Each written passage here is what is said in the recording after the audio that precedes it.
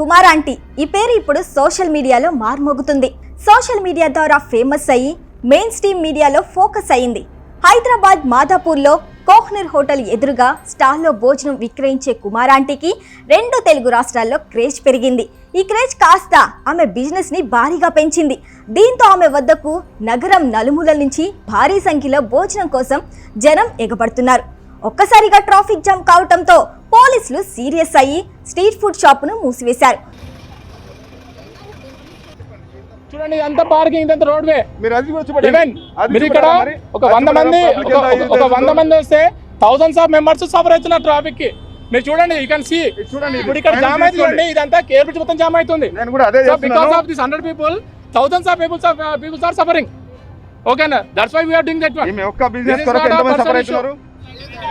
Kumar aunty street food మూసివేయటంతో పొలిటికల్ గా వైసీపీ టీడీపీ మధ్య సోషల్ వార్ జరుగుతుంది.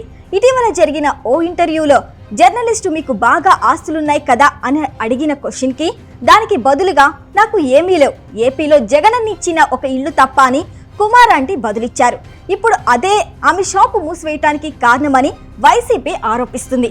జగన్ కి అనుకూలంగా మాట్లాడిందనే కారణంతో తెలంగాణలో చంద్రబాబు, పవన్ కళ్యాణ్ రెచ్చగొట్టి కుమార్ ఆంటీ షాప్ ని మూసివేశారని ఆరోపిస్తున్నారు. దీంతో సంబంధించిన తెలంగాణ సీఎం రేవంత్ రెడ్డి కుమార్ ఆంటీ హోటల్ను అక్కడే కొనసాగించాలని, ట్రాఫిక్ జామ్ కాకుండా చర్యలు తీసుకోవాలని డీజీపీని ఆదేశించారు.